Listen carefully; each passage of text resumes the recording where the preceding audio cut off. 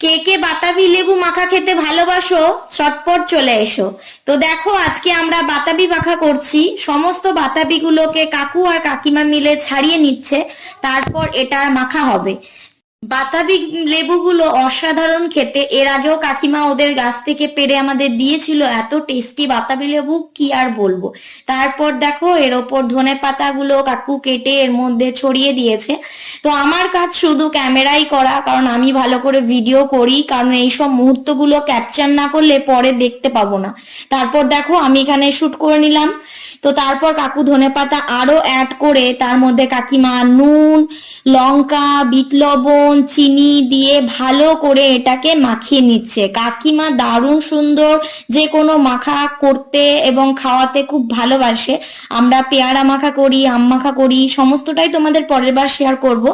তো দেখতেই পাচ্ছ কাকিমা এখানে বাতাবি লেবুগুলো